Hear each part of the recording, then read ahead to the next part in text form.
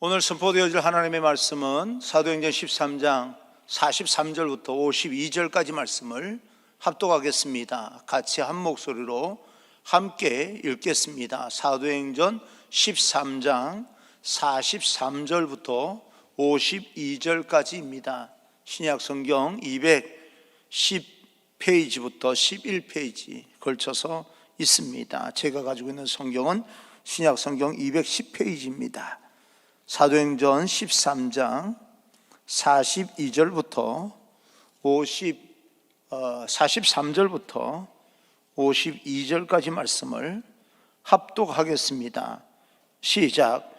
회당의 모임이 끝난 후에 유대인과 유대교에 입교한 경건한 사람들이 많이 바울과 바나바를 따르니 두 사도가 더불어 말하고 항상 하나님의 은혜 가운데 있으라 권하니라.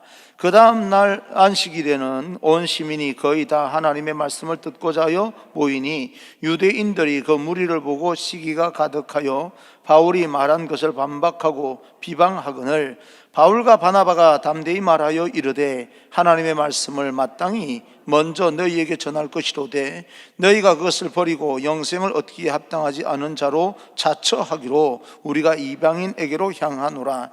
주께서 이같이 우리에게 명하시되 내가 너를 이방의 빛으로 삼아 너로 땅끝까지 구원하게 하리라 하셨느니라 하니 이방인들이 듣고 기뻐하여 하나님의 말씀을 찬송하며 영생을 주시기로 작정된 자는 다 믿더라.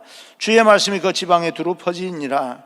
이에 유대인들이 경건한 귀부인들과 그 신의 유력자들을 선동하여 바울과 바나바를 박해하게 하여 그 지역에서 쫓아내니 두 사람이 그들을 향하여 발에 티끌을 떨어버리고 이고니온으로 가거늘 제자들은 기쁨과 성령이 충만하니라. 아멘.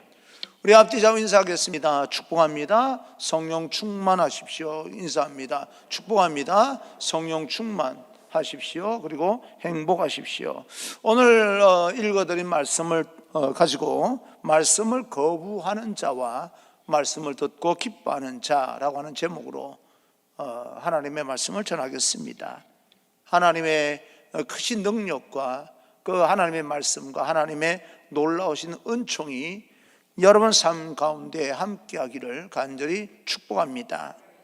주님께서 주시는 그 충만한 기쁨 또 아름다운 축복이 여러분 가정과 여러분 일터와 그리고 또 사업장, 직장, 여러분 모든 삶의 자리 가운데 충만하게 되기를 하나님의 축복이 은총이 가득가득 임하게 되기를 간절히 소원합니다. 지난 시간에 이어서 바울의 설교로 그 성에 있는 많은 사람들이 복음에 관심을 갖게 되고 관심을 가진 사람들은 바울에게 그 다음에도 말씀 전해달라라고 요청을 하게 되고요. 그리고 또 그 요청에 따라서 하나님의 말씀을 지속적으로 전하게 됩니다. 항상 하나님의 말씀이 생명력이 있기 때문에 말씀이 선포되어지는 곳에서는 듣고자 하는 사람에게 그 말씀이 들리는 사람에게는 변화가 있고 충격이 있습니다. 그리고 새로운 결단이 있습니다. 열정이 회복이 됩니다.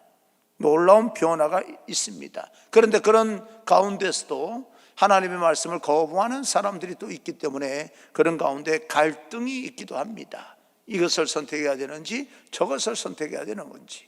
우리 삶 가운데 육신의 몸을 입고 있기 때문에 어떤 것을 선택해야 유익하고 내게 도움이 되는지 그 갈등을 일으키는 경우가 있고 그 갈등이 내 안에서 선택권을 놓고 충돌을 일으키는 경우도 있습니다.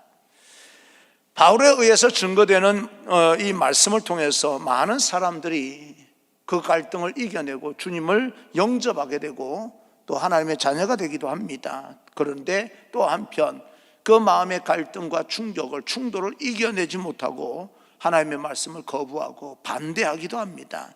그래서 바나바와 바울을 핍박하는 사람으로 그렇게 그 자리에 서게 되는 경우도 있습니다.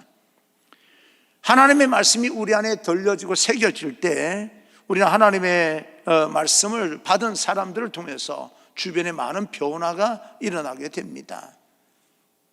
하나님의 말씀을 받아들고 좋은 변화를 일으키는 사람이 있는 반면에 또 하나님의 말씀을 듣고 하나님의 말씀을 전하는 사람 핍박하는 그런 자리에 서게 되는 사람이 있기 때문에 그 두 종류의 사람으로 인하여서 어떤 식으로든 세상은 선택에 의해서 변화되기 시작합니다. 좋은 쪽으로 받아들여서 하나님의 아들 되는, 자녀 되는 믿음의 사람으로 변화가 되든지, 더 거부하면서 나를 세우고 적대감을 가지는 반대자가 되든지 그렇게 선택을 하게 됩니다. 그러면 여러분들은 어떻습니까? 여러분을 통해서 하나님의 말씀이 들려지게 될 때 주변 많은 사람들이 여러분의 삶의 모습과 예수님의 흔적을 통하여서 그리스도의 향기가 품어나오는 그런 어떤 일들 통하여서 주변 많은 사람들이 예수님을 알게 되고 그들도 예수님을 영접하게 되고 하나님의 자리, 이 구원의 자리에 서므로써 하나님의 백성이 되는 그런 일들이 많이 나타나게 되기를 간절히 소망합니다. 그리고 우리는 기도해야 됩니다. 하나님, 내가 그 일에 쓰임받게 하옵소서. 굳이 직장에서 여러분 삶의 자리에서 나는 예수 믿는 사람입니다, 나는 교회에서 직분이 어느 정도의 직분입니다 라고 말하지 않는다 할지라도 한마디 한마디 태도 하나하나를 통하여서 예수님이 드러나게 됩니다. 그런 삶의 자리에서 예수님의 흔적이 드러나는 그런 사람이 되기를 주님 이름으로 축복합니다. 낮에도 말씀드렸듯이요, 세상 사람들이 눈살을 찌푸릴 정도로 행동을 하는데 거기에다 대고 또 우리끼리는, 자기들끼리는 장로님, 목사님 그러면서 이 덕이 되지 못하는 그런 부분이 아니라 우리가 직분을 말하든 안 하든 어떤 자리에 있든 간에 좀 성숙한 모습으로 예수 그리스도의 흔적이 그들에게 드러날 수 있는 그런 귀한 인생이 되기를 간절히 소망합니다. 우리의 삶을 통해서 주변 사람들이 주님을 배타적으로 변하든지 아니면 결국에는 주님을 거부하는 것이 아니라 그 예수 그리스도를 영접함으로써 하나님의 자녀되는 그런 놀라운 역사도 일어나기도 합니다. 여러분을 통해서 제발 하나님의 놀라운 그런 어떤 역사, 생명이 구원을 받는 역사가 나타나게 되기를 간절히 소망합니다. 그것이 예수 믿는 사람들의 삶의 모습이 되어야 된다. 43절입니다. 43절, 회당의 모임이 끝난 후에 유대인과 유대교에 입교한 경건한 사람들이 많이 바울과 바나바를 따르니 두 사도가 더불어 말하고 항상 하나님의 은혜 가운데 있으라 권하니라. 여기서 보게 되면 많은 사람들이 바울의 설교를 통해서 유대인과 유대교에 입교한 많은 사람들이 바울과 바나바를 따랐다, 그렇게 얘기를 합니다. 하나님의 말씀이 선포되어질 때 그 말씀을 받아들이고 그 말씀을 기뻐하는 사람이 있는가 하면 한편으로 그 말씀을 거부하는 사람도 있는 것을 오늘 성경을 통해서 볼 수가 있는데요. 45절입니다. 45절, 유대인들이 그 무리를 보고 시기가 가득하여 바울이 말한 것을 반박하고 비방하거늘. 나는 하나님의 말씀이 들려올 때 어떤 입장인가? 오늘 예배 드릴 때, 하나님의 설교를 들을 때 여러분들은 어떤 입장이십니까? 어떤 선입견이 있어서 하나님의 말씀이 들려오는데 방해를 받고 있지는 않습니까? 아니면 말씀이 들려지는 대로 믿어져서 아멘이십니까? 여러분을 축복합니다. 하나님의 말씀이 있는 그대로 100% 믿어질 수 있기를 간절히 소망합니다. 설교되어진 말씀을 믿어지는 것이 아니고 하나님 말씀 자체가 믿어지기를 간절히 소망합니다. 사도 바울은 우리들에게 항상 하나님의 은혜 가운데 있으라, 그렇게 권면합니다. 그것이 결국에는 살 길이고 결국에는 생명이 달려있기 때문에 그렇습니다. 바울과 바나바를 쫓았던 유대인과 경건한 사람들, 그 사람들을 향해서 바울이 권면하기를 항상 하나님의 은혜 가운데 있으라, 그렇게 이야기를 합니다. 그것이 결국에는 우리 생명이 달렸고 그리고 후손들에게 계속 그 신앙의 유산을 물려주게 될 때 놀라운 그런 축복의 결과를, 열매를 맺게 되고 누리게 되기 때문에 그렇습니다. 여러분들이 물려주는 그 신앙의 유산이 여러분 자녀들에게도 잘 물려질 수 있기를 간절히 소망합니다. 아브라함, 우리가 오전에도 말씀드렸습니다. 아브라함은 굉장한 부자입니다.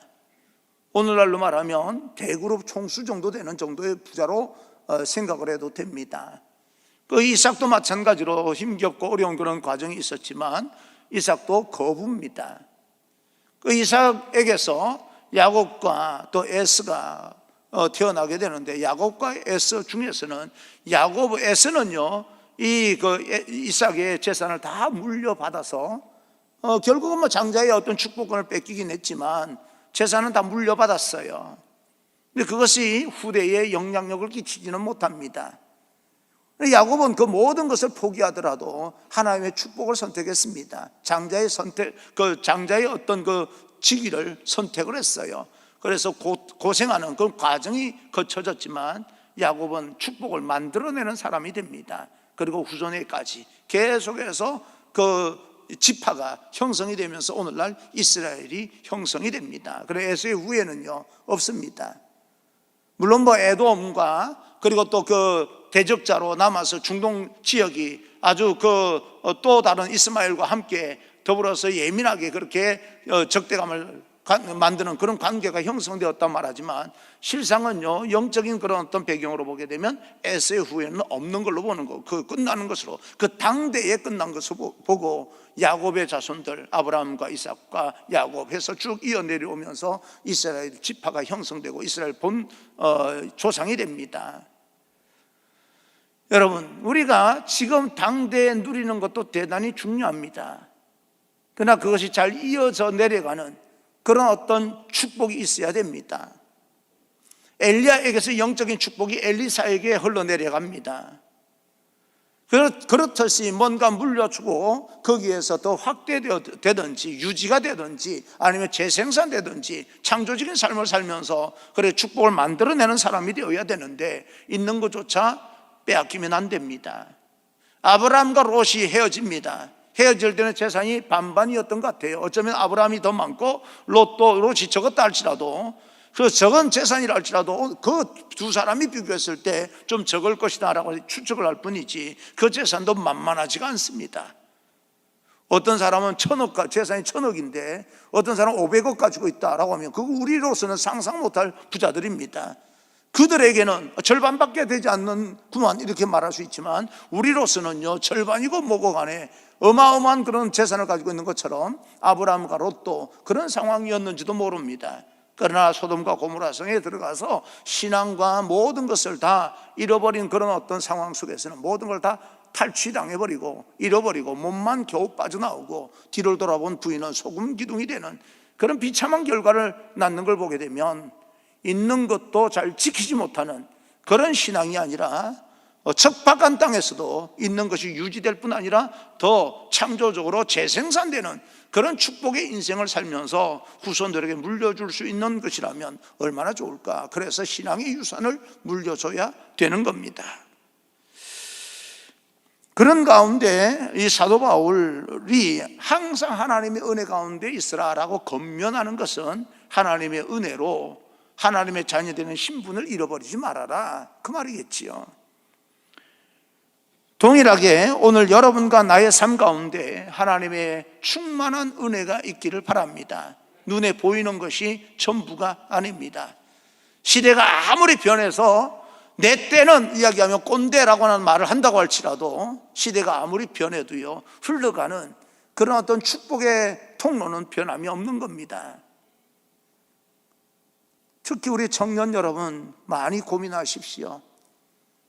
어른들이 하는 여러 가지가 마음에 들지 않냐고 오늘 세대가 많이 변했다고 해서 무조건 그 세대로 따라가는 것이 아니라 좀 더 성숙한 모습으로 세상을 변화시키겠다고 고민해서 좀 창조적인 그런 어떤 이 참 사람이 된다면 우리가 따라가는 것이 아니라 변화시키는 사람으로 살게 될 것입니다. 그래서 어른들도 기도하면서 자녀를 위해서 기도해야 되지만 우리 청년들과 우리 자녀들도 더 많이 좀 기도하면서 시대를 변화로 아니면 또 좀 더 넓은 리더십과 깊은 리더십을 통해서 변화시키는 선한 영향력의 사람, 하나님의 사람으로 계속 성장해 나가기를 간절히 소망합니다. 다시 말씀드립니다. 눈에 보이는 게 전부가 아닙니다. 좋은 것을 선택하고 내가 원하는 대로 살아가다가 모든 것을 잃어버릴 수 있습니다. 롯의 가정처럼 말입니다. 우리에게 정말 필요한 것은 시대의 상황에 맞게끔 적절하게 잘 적응하는 것도 대단히 중요하지만 그것보다 더 필요한 것은 하나님의 은혜입니다. 생명입니다. 그 은혜가 넘쳐나고 우리 안에 부활의 생명이 있을 때, 창조적인 하나님의 생명이 있을 때, 우리가 하나님의 은혜 가운데 거하게 될 때 이 험한 세상을 극복하고 결국에는 승리하게 될 것입니다. 그리고 내가 다른 사람을 쫓아다니면서 그렇게 인생을 사는 것이 아니라 다른 사람을 복받게 만드는 축복의 통로가 될 것입니다. 우리 그런 비전을 꿈꾸면서 살아가야 되는 겁니다. 시대가 변했으니까 우리는 시대를 따라갈 수밖에 없다. 따라가지 말라는 것이 아니지 않습니까? 따라가더라도 거대한 비전을 품고 변화시켜 나가는 큰 꿈을 가지고 도전해 나가며 준비해 나가게 될 때 여러분 한 사람 한 사람 통하여서 세상은 반드시 변화가 될 것이다, 그 말입니다. 우리에게 어려움이 많고 고통도 많고요, 또 핍박도 있습니다. 하루하루 살아가는 것이 무겁고 힘들고 버거워질 때 우리에게 필요한 것은 하나님의 은혜입니다. 어제입니까? 어떤 프로그램, 걸어서 세계 여행이라고 하는 프로그램입니까? 그것을 보니까 인도네시아를 소개를 하더라고요. 분화구가 왜 그렇게 많아요? 그런데 이 정상에 있는 분화구, 산 정상에 베이스 캠프를 이렇게 쳐놓고요, 분화구 쪽으로 내려가 보니까 유황이 이렇게 막 연기를 독한 연기를 품어내면서 나오는데, 거기서 흘러내려오는 그런 유황 덩어리 있잖아요, 노란 거요. 그걸 갖다가 캐는데 80km, 양쪽 40km를 짊어매고 그 분화구에서 정상까지 올라가는데도 상당히 몹디다. 그렇게 해서 살아가는, 매일매일 그렇게 살아가는 사람도 있더라고요. 그래서 하루 버는 것이 6,000원, 7,000원, 8,000원. 그래서 그들에게 왜 이렇게 힘든 일을 하느냐라고 물으니까 첫째로는 일자리를 찾을 길이 없고, 그리고 하루하루 먹고 살아야 되기 때문에 그 일조차 하지 않으면 하루하루 가족들이 먹고 사는 일이 어렵다는 거예요. 근데 그렇게 하루에 6,000원, 7,000원 모아서 또 자전거도 한 대 사고 싶대요. 여러분, 마음 먹으면 자전거 한 대 살 수 있지 않습니까? 우리들은요, 여러분, 7,000원, 하루 7,000원, 8,000원 버느라고 그 마스크 수건을 뒤집어 쓰고요, 거기 내려가면 그 독가스를 들이마시면 생명의 위협을 받을 수 있는 그런 환경 속에서 살아가는 그 사람들을 보면서 오늘날 현실 속에서 그런 삶을 살아가는 사람도 있다는 겁니다. 그렇다면 지금 우리들의 모습은 어떻습니까? 힘겹고 하루하루 힘겹고 버겁다는 말이 그 사람들에게 우리를 비교했을 때 어떻게 이해를 할 수 있을까요? 우리는 우리 나름대로 힘겹고 버티고 그저 더 큰 미래를 위해서 우리는 지금 견디고 나가고 있습니다. 그런데 그 사람들이 우리를 볼 때 뭘 버틴다는 것일까? 뭘 지금 견딘다는 것일까? 그 사람들 보기에는 그런 생각을 하지 않을까라고 하는 그런 마음이 들었습니다. 어쨌든 그 사람들은 그런 대로 그 환경 속에서 힘들고 어렵고 버티고 또 견뎌야 되지만 우리는 우리대로 힘들고 또 버틸 그런 어떤 것이 있습니다. 너무너무 힘들죠. 우리들도 마찬가지로. 이럴 때 그 사람들에게나 그런 극한 환경 속에서나 또 이런 환경 속에서 힘들고 어렵고 버티고 견디고 있는 사람들에게나 필요한 것이 하나님의 은혜입니다. 누가 더 아름답게 살고 있다, 더 잘 살고 있다, 이런 개념으로 말하려고 하는 것이 아니라 그런 사람에게나 오늘날 우리에게나 하나님의 은혜가 필요하다는 것을 말씀드리고 싶은 거죠. 하나님의 은혜의 절정은 십자가입니다.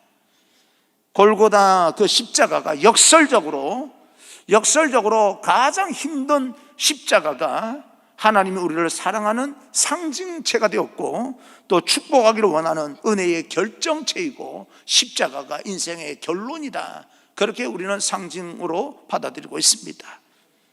하나님의 은혜를 가장 우리가 손쉽게 알 수 있고 깨달을 수 있는 것이 바로 십자가입니다. 하나님이 우리를 지극히 사랑해 주셔서 우리를 구원하기 위해 육신의 몸을 입고 이 땅에 오신 겁니다. 그 하나님이 우리의 모든 것을 정리해 주기 위해서, 끈을 끊고 정리하기 위해서 십자가에 못 박혀 돌아가십니다. 돌아가신 예수님께서는 하나님이시기 때문에 죽을 수 없는 분입니다. 그래서 우리 모든 그 죄를 깨끗하게 해결하신 다음에는 다시 부활하셔서 그 하늘나라로 다시 본자리로 올라가신 분이 바로 예수 그리스도고, 우리는 그분을 믿을 때에 하나님의 자녀가 된다. 아주 간단합니다. 그 복음의 진리가 거기에서 모든 신학적인 이런저런 추측과 연구와 또 학문적인 것과 다 그 베이스에서 나오는 겁니다. 그런데 그것이 바로 아주 단순하게, 우리는 단순하게 믿을 필요가 있습니다. 복잡한 그런 신학적인 것을 연구할 필요는 없어요. 그것을 전문가인 사람들에게 맡기고 그 사람들이 잘 해석해 주기를 바라고, 하나님의 마음을 더 잘 깨달아서 전달해 주기를 바라고, 우리는 그저 하나님의 은혜를 가지고 열심히 살고 열심히 도전적으로 열심히 극복하면서 하나님의 능력이 내 안에 있어서 그 능력이 때로는 나를 일으켜 세우기도 하고, 질병에 걸린 사람을 치유하기도 하고, 또 어그러진 인생을 다시 온전하게 고쳐서 바르게 살아갈 수 있도록 만드는 능력이 된다는 것을 믿으시면 되는 겁니다. 그만큼 하나님께서 우리를 사랑하신다는 거죠. 그 십자가를 바라보면서 우리의 행위와 자격과 아무 관계없이 우리를 축복하기를 원하시고 구원하기를 원하는 하나님의 은혜, 하나님의 사랑을 우리는 알 수가 있게 됩니다. 무조건적인 사랑이죠. 정상적인 부모라면 서글픈 인생이 됐어요. 정상적인 부모라고 하는 것을 붙여야 되는 세상입니다. 어쨌든 정상적인 부모라면 자녀들을 표현을 잘 부모들도 못해서 그렇지, 표현이 좀 잘못 표현되어서 그렇지, 그 얼마나 자식들을 사랑하면 내리 사랑 아닙니까? 내리 사랑. 모든 걸 다 쏟아붓는 사랑 아니겠습니까? 그 사랑을 자녀들이 조금만 깨닫게 된다고 한다면 얼마나 아름다운 인생을 저들이 살아가게 될까요? 마찬가지로 하나님께서 우리를 내리 사랑하고 있습니다. 그 사랑을 우리가 정말 깊이 있게 깨닫게 되는 만큼이나 우리 인생이 더 풍성하게 될 것입니다. 그래서 우리는 하나님의 은혜를 사모하며 살아야 됩니다. 이 시대는요, 생각보다 더 많이 하나님의 은혜를 사모하는 그런 시대입니다. 또 그런 시대가 되어야 되고요. 그 은혜가 우리의 삶과 가정 가운데, 직장과 학교와 그 일터 가운데, 모든 삶의 자리 가운데 하나님의 은혜가 필요할 텐데, 그 하나님의 은혜 앞에 나아가 하나님께서 우리에게 주신 영적인 그릇으로 그 하나님의 은혜를 가득가득 담아서 이 땅에 힘들고 어려울 때마다 넉넉히 극복하고 승리할 수 있는 하나님의 백성이 되기를 주님 이름으로 축원합니다. 그렇게 하나님의 은혜를 받기 위해서 하나님 앞으로 나아갈 수 있다는 것이 바로 감사죠. 하나님이 내게 행하신 것, 내게 베푸신 것, 내게 구원을 펼쳐주신 것, 십자가로 나의 모든 죄를 흰눈처럼 깨끗하게 씻어주신 것, 그것에 대한 하나님의 은혜, 그 은혜의 강가로 나아가서 하나님 감사합니다 고백하는 것이 신앙입니다.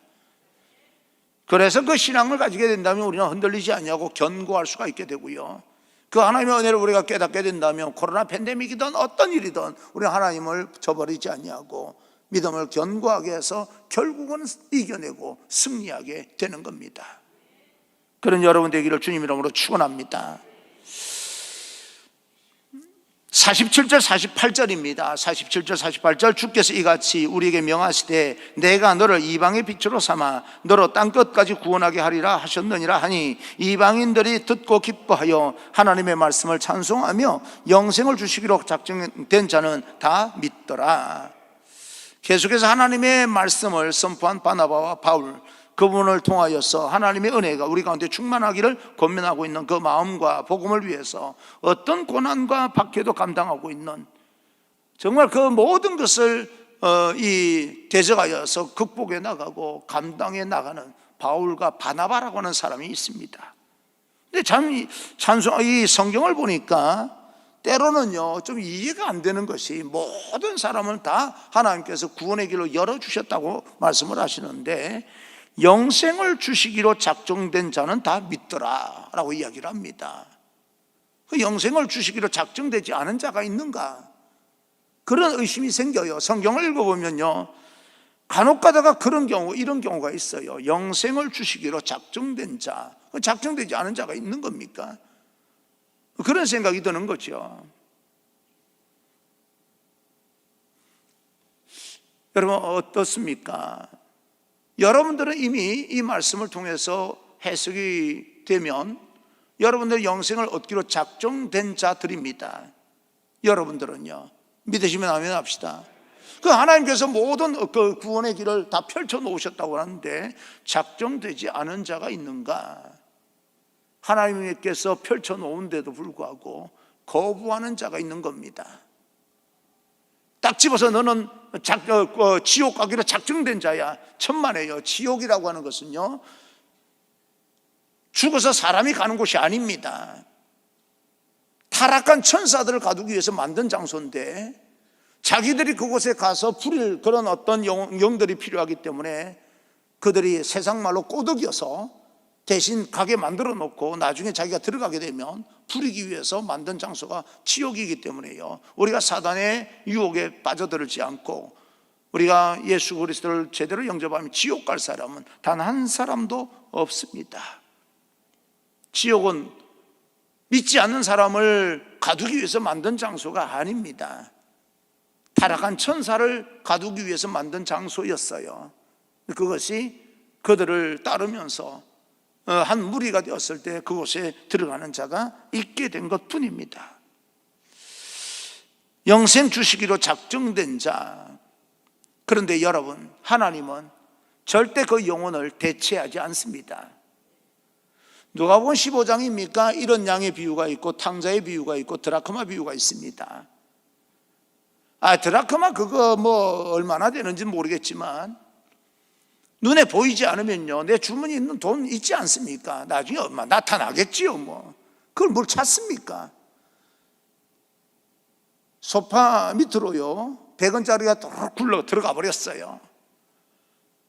나중에 소파 치울 때 뭐 찾게 되겠죠. 그걸 뭐하려고 찾으러 막 먼지, 그 소파 밑에 먼지가 수북히 쌓였는데 손만 한번 집어넣으면 먼지가 잔뜩 묻어 나오는데 거기에 손을 집어넣어서 100원짜리 500원짜리 찾을 것도 뭐 있어요. 그냥 내버려두면 언젠가는 내 돈인데. 그런데요, 그걸 찾는 겁니다. 이런 양을 찾고 나서, 한 마리를 찾고 나서 아홉 마리를 내버려두고요, 이런 양 한 마리를 찾았다고 온 이웃을 다 불러서 잔치를 합니다. 잔치할 돈으로 한 마리 양을 사면 되겠네, 그죠? 그래서 100마리 채우면 될 거 아닙니까? 뭐 그렇게 어려워요? 100마리를 채우기로 원한다면, 한 마리 잃어버렸으면 이왕 잔치를 이웃들 한 마리 찾아서 이웃들에게 잔치할 것이면요, 이런 양 한 마리 사면 그뿐이에요. 돈이 덜 들어요. 예전에 제가 저기 부목사 할 때 성서대학을 했는데 등록금이 10,000원이었어요. 그때 10,000원이었는데 그 중에서 또 굳이 우등생 장학생을 뽑아서 장학금을 주는데 10,000원을 줬어요. 한 사람씩 각 반에서 구원론, 신약, 구약에서 한 사람씩 뽑아서 상담 네 반을 운영하면서 한 사람씩 뽑아서 장학생 앞으로 나오면 수료식 할 때 장학금으로 10,000원을 줬어요. 그래 10,000원 받고요, 기분 좋다고 교구 식구들 다 밥 사는 거예요. 그 얼마나 낭비입니까? 그게 말하자면 한 마리 이런 양 한 마리 잃어버리면요, 그거 뭐 잔치할 돈으로 사면 되겠네. 그럼 뭐 하려고 찾으러 다닙니까? 하나님은 돈으로 그 영혼의 가치를 매기지 않습니다. 절대 잃어버린 양을 다른 생명으로 대체하지 않습니다. 그 생명이 필요한 거예요. 그래서 끝까지 추적해서 그들을 하나님의 자녀 삼고 축복해 주신다는 그런 뜻입니다. 하나님은 절대 여러분 한 사람 한 사람을 다른 영혼으로 대체하지 않습니다. 하나님은 그만큼 여러분들을 사랑하십니다. 모든 걸 천하보다도 더 귀하다고 했습니다. 여러분 한 사람 한 사람, 제가 제 거울을 이래 보면서 한 번씩 이래 보면요, 뭔 천하보다 귀합니까? 이 얼굴이 뭐가 그렇게 천하보다 귀해요? 근데 하나님 보시기에는 천하보다 귀해서 다른 생명으로 절대 대체하지 않습니다. 그 영혼이 필요한 거죠. 그게 하나님의 사랑입니다. 그래서 그 사랑, 그 생명들 때문에, 하나님께서 그렇게 사랑하는 생명들 때문에 바울과 바나바는 생명을 걸고 복음을 전하는 겁니다. 천하보다 그 생명이 귀하기 때문에. 나는 여러분, 우리가 친하지 않은 사람도 있겠고 친한 사람도 있겠지만 서로 하나님의 믿음의 가족이라고 여기시고 한 사람 한 사람 천하보다 귀하게 여길 수 있는 하나님의 마음으로 이웃을 바라보고 주변을 바라볼 수 있기를 간절히 소망합니다. 그것이 하나님의 자녀된 마음이 있죠. 그런데 그 성내에서는 이렇게 수많은 사람이 믿음 가운데 들어오는 대신에 특별히 유대주의자들과 유대인들이 복음을 전하는 바울과 바나바를 핍박하고 그들을 내쫓아버립니다. 50절입니다. 50절, 이에 유대인들이 경건한 귀부인들과 그 신의 유력자들을 선동하여 바울과 바나바를 박해하게 하여 그 지역에서 쫓아내니, 성내의 많은 사람들을 선동해서 바울과 바나바를 핍박하고 쫓아내는 상황이, 그 바울과 바나바는 얼마나 낙심이 되겠습니까? 더 지치게 만들고 좀 뭔가 위로하고 격려하고 이래야 되는데 박해하고 쫓아내버리니까 더 힘들게 할 텐데, 그런데도 불구하고요, 전혀 그런 모습이 드러나지 않습니다. 오히려 52절입니다. 52절, 제자들은 기쁨과 성령이 충만하니라. 바울과 바나바가 성내의 유력자들이 선동하여 쫓아내고 쫓겨나는 많은 어려움이 있는데, 그래도 충분히 낙심하고 절망하고 다른 성으로 쫓겨날 수밖에 없는 상황인데도 불구하고 이 두 사람과 다른 예수 믿는 사람들은 기쁨과 성령이 충만했다라고 이야기를 합니다. 한 영혼이 돌아온 그 사실에 대해서 누릴 수 있는 그 하늘의 기쁨을 누리는 것 같아요. 자, 우리는 어떻습니까? 예수님을 위해서 핍박을 얼마만큼 받아봤습니까? 코로나 팬데믹 정도로 오니까 이렇게 와르르 무너지는 사람도 있었습니다. 그죠? 또 많은 사람들이 주님을 믿고 그럼에도 불구하고 또 이렇게 등록을 하면서 그 와중에도 하나님의 자녀가 되겠다, 또 하나님 그동안 교회를 쉬었는데 이번 기회를 통해서 다시 교회를 신앙생활을 해보고 하겠다라고 등록하는 사람도 있어요.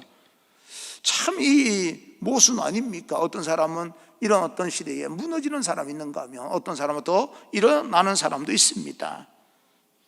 핍박을 받으면 그만큼 어렵고 힘이 들지만 우리는 우리의 믿음은 그때 더 강해지는 사람이 있고 그때 무너지는 사람이 있는데, 여러분을 정말 축복합니다. 그때일수록 무너지지 아니하고 믿음이 더 강해지는 하나님의 사람이 되기를 간절히 소망합니다.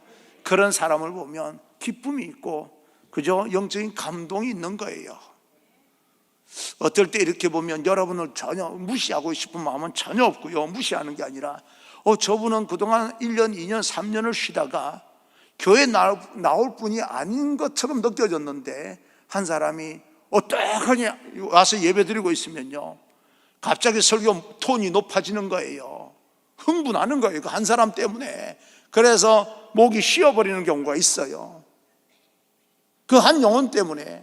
근데 그분이요, 공적인 예배 나오면 그렇게 흥분해서 막 목소리가, 설교 톤이 높아지는데요, 새벽 기도할 때 도리어 호련히 나타나면요, 저 사람이 왜 왔을까?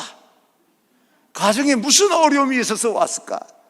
이 간이요 막 철렁거리면서 내려. 그동안 못 본 사람을 내가 3년 4년 나타났다고 해서, 이따가 나타났다고 해서 관심도 가질 게 뭐 있습니까? 그런데도요, 새벽에 나타나는 것과 공적인 예배에 나타나는 것과 전혀 달라요. 이게요, 공적인 예배에 나타나면 막 신이 납니다. 그래서 말씀도 전하고 흥분해서 전하는데, 새벽에 나타나면요 마음이 우울해집니다.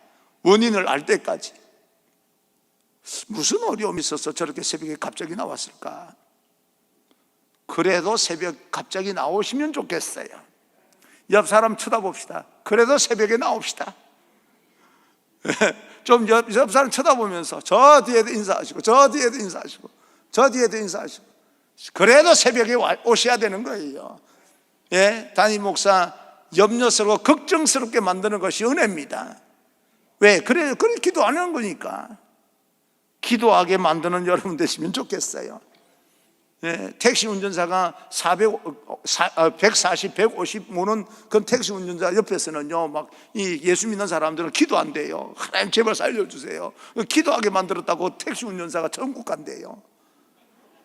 아닌 말로 우스갯소리지만,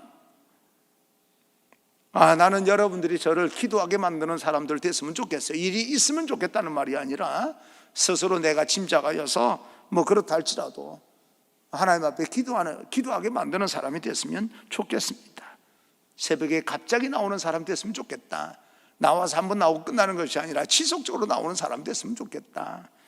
이번 월삭기도회가 있는데 꼭 한번 실천해 보시기를 바랍니다. 나오는 분들은 월삭기도회만 나오지 마시고 계속 나오시면 좋겠고요. 성령 충만했다. 성령 충만이 모든 어려움을 이겨내는 능력이다. 그렇게 볼 수가 있습니다. 우리가 핍박과 고난과 환난을 받지만 그러나 그 고통이 환난이 우리를 그리스도에서 끊어낼 수 없고 하나님께서 주시는 영적인 기쁨을 빼앗아갈 수 없습니다. 도리어 고난을 통하여서 역사하시는 하나님의 신실함을 우리는 바라볼 수 있고, 그리고 그 고난을 이기고 승리했을 때 갖게 되는 영적인 감격은 표현할 수 없을 만큼 우리에게 기쁨과 감동이 충만하게 되는 거죠. 사랑하는 성도 여러분, 여러분이 주님 이름으로 만약에 힘든 가운데 있다면 이런 하늘의 기쁨이 충만하게 되는 그런 놀라운 기적의 사건이 일어나기를 주님 이름으로 축원합니다. 힘든 가운데 있다면 인내하십시오. 극복하십시오. 그건 극복할 일이지 우리가 그게 매몰될 일이 아닙니다.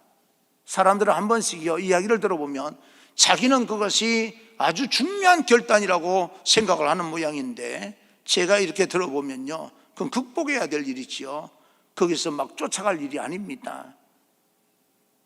극복하면 되는 문제예요. 그런데 극복하기 전에 자기가 그 문제 속에 들어가 버리는 경우가 있어요. 그것이 어떻게 해결이 되겠습니까?